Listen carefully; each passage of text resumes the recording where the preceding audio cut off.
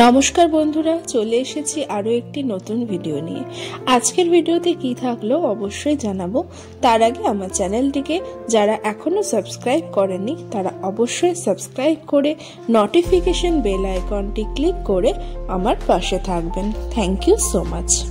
মা সরস্বতীর আশীর্বাদ প্রাপ্ত কোকিল কণ্ঠী সুরের রানী এবং প্রতিটি ভারতবাসী তথা বিশ্বব্যাপীর মনের মণিকোঠায় অবস্থিত লতা মঙ্গেশকর 28 সেপ্টেম্বর 1929 সালে ইন্দোরে একটি ব্রাহ্মণ পরিবারে জন্মগ্রহণ করেন তিনি। তার পিতা দীননাথ মঙ্গেশকর ছিলেন একজন শাস্ত্রীয় গায়ক এবং থিয়েটার অভিনেতা। তার মা সেবন্তী দেবী ছিলেন একজন গুজরাটি থালনার। জন্মের সময় লতার নাম ছিল হেমা। পরে তার বাবার একটি নাটকে তিনি একটি নারী চরিত্রের লতিকার নামানুসারে একটি রোল পাঠ করেন এবং তারপর থেকে তার নাম পরিবর্তন করে তার পিতা এবং মাতা নাম রাখেন লতা। লতা ছিলেন পরিবারের বড় সন্তান এবং তার 4 ভাই বোন মীনা, আশা, উষা ও হৃদয়নাথ। এনারা প্রত্যেকেই দক্ষ গায়ক এবং সঙ্গীতজ্ঞ। 5 বছর বয়স থেকেই তিনি প্রথম সঙ্গীত পাঠ পেয়েছিলেন তার পিতা দীননাথ বাবুর কাছ থেকে। পরে তিনি তার বাবার সঙ্গীত নাটকে কাজ করতে শুরু করেন। শোনা যায় লতাজি স্কুলের একটি ক্লাসও পড়েননি, কারণ স্কুলের প্রথম দিনে তার বোনকে তার সাথে স্কুলে নিয়ে যেতে চান তিনি। এছাড়াও প্রথম দিনে তিনি স্কুলে গিয়ে তার সহপাঠীদের গান শেখাচ্ছিলেন, তখন শিক্ষক তাকে তা করতে বাধা দেন। এরপর থেকে তিনি আর কখনো স্কুলে যাননি। কিন্তু তাতে কি, 6টি বিশ্ববিদ্যালয় থেকে তাকে ডক্টরেট উপাধি দেওয়া হয়। শোনা যায় মাত্র 13 বছর বয়সে লতাজির বাবা দীননাথ বাবু হার্ট অ্যাটাকের কারণে মারা যান। লতাজি যেহেতু পরিবারের বড় সন্তান, তাই সমস্ত দায়িত্ব তার কাঁধে এসেই পড়ে। একদিন এমন সময়ও গেছে যে তাদের পুরো পরিবারকে খুব দারিদ্র্যের মধ্যে দিন কাটাতে হয়েছিল। তার সঙ্গীত যাত্রা খুব একটা সহজ ছিল না। একের পর এক সংগ্রাম, অসংখ্য প্রতিকূলতা পার করে তিনি সঙ্গীত জগতে নিজের একটি শীর্ষস্থান প্রতিষ্ঠিত করেছিলেন। সঙ্গীতের প্রতি ছিল তার অগাধ ভালোবাসা। কঠোর পরিশ্রম এবং নিষ্ঠা তাকে সঙ্গীত জগতের শীর্ষে নিয়ে গেছে। লতা মঙ্গেশকর শুধুমাত্র ভারত নয়, সারা পৃথিবীতেই এক অপ্রতিদ্বন্দ্বী শিল্পী হিসাবে পরিচিত। তার অবদান ভারতের সঙ্গীত শিল্পে চিরকাল অমর হয়ে থাকবে। 1942 সালে মাস্টার বিনায়ক বাবু তার একটি মারাঠি সিনেমাতে পেহলি মঙ্গলা গৌড়ে একটি ছোট ভূমিকা দেন লতাজিকে। সেখানে নাটালি চৈত্রালী নাভাইলা এই গানটি গিয়েছিলেন এবং ছোট একটি রোল পাঠ করেছিলেন। এরপর 1943 সালে তার প্রথম হিন্দি গান মাতা এক সপুত কি দুনিয়া বদল দে তু। বলিউড ইন্ডাস্ট্রিতে তিনি তখনও কোনো জায়গা করতে পারেননি, তাই তাকে প্রথম অভিনয়ে মনোনিবেশ করতে হয়েছিল। এরপর ওস্তাদ আমান আলী খানের কাছ থেকে হিন্দুস্তানি শাস্ত্রীয় সঙ্গীতের পাঠ নিতে মুম্বাইতে এসেছিলেন। এরপর 1945-এ বিনায়ক বাবু একটি হিন্দি সিনেমা বড়ি মাতে ছোট ভূমিকা পাঠ করেছিলেন লতাজি এবং তার বোন আশাজি। এই সিনেমায় লতাজি একটি ভজন গান গেয়েছিলেন। এরপর 1948 সালে গোলাম হায়দার আলী প্রথম ব্রেক দেন লতাজিকে। দিল মেরা তোড়া মুঝে কহি কা না ছোড়া। मैं कभी नहीं भूलूंगी कि मास्टर गुलाम हैदर साहब ने मेरे लिए क्या किया, तो मैं आपको बोलूंगी।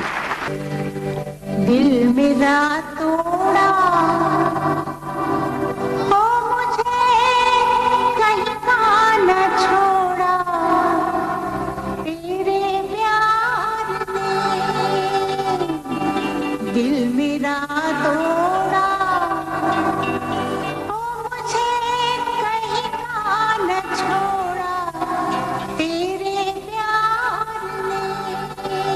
নাজিম পনিপতির গান মজবুর ছবিতে এই গানটি গেয়ে প্রথম বড় সাফল্যের পথে পা বাড়ান লতাজি।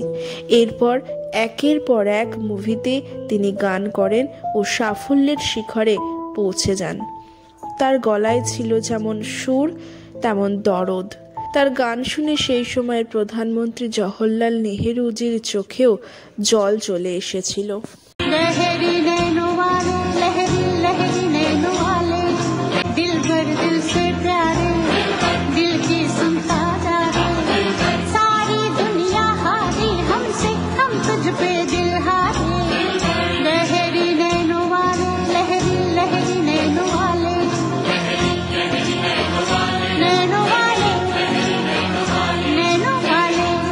তিনি কেবলমাত্র গানের মধ্যে সীমাবদ্ধ ছিলেন না, তার মেধা ও দক্ষতা তাকে আন্তর্জাতিক স্তরে পরিচিত করে তোলে। লতা মঙ্গেশকর তার দীর্ঘ সঙ্গীত জীবনকালে 10,000-এরও বেশি সিনেমায় গান গেয়েছেন এবং তিনি একাধিক ভাষায় গান গেয়েছেন।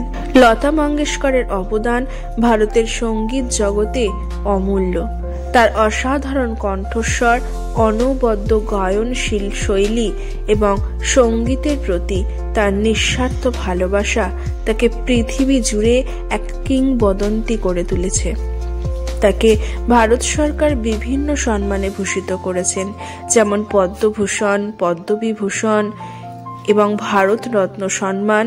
এছাড়াও তিনি 3টি জাতীয় চলচ্চিত্র পুরস্কার, 15টি বাংলা চলচ্চিত্র পুরস্কার, 2টি ফিল্মফেয়ার বিশেষ পুরস্কার অ্যাওয়ার্ড এবং 4টি শ্রেষ্ঠ নেপথ্য কণ্ঠশিল্পী হিসেবে ফিল্মফেয়ার অ্যাওয়ার্ড পেয়েছেন। আমরা লতা মঙ্গেশকরের প্রতি শ্রদ্ধা জানাই এবং তার অসীম সঙ্গীত অবদানের কৃতজ্ঞতা প্রকাশ করি।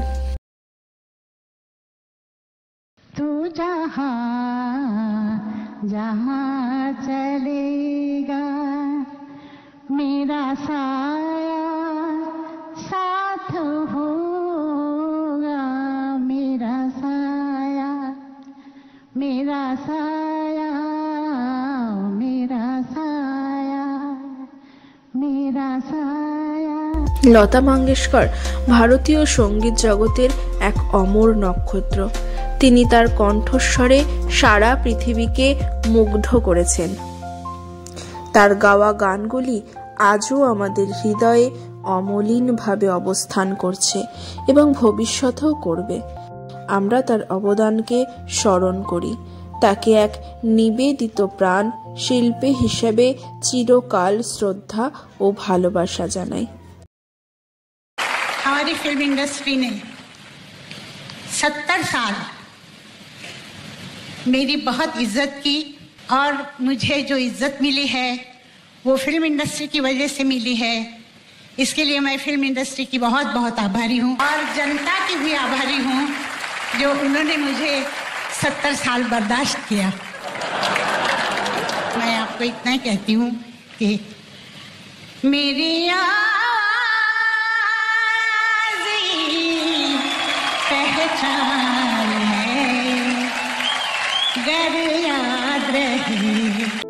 ভিডিওটি কেমন লাগলো অবশ্যই জানাবেন কমেন্টস করে। আর হ্যাঁ, যারা এখনো সাবস্ক্রাইব করেননি তারা অবশ্যই কিন্তু সাবস্ক্রাইব করে দেবেন। সকলে ভালো থাকবেন। ভিডিওটি এখানেই শেষ করলাম। নমস্কার।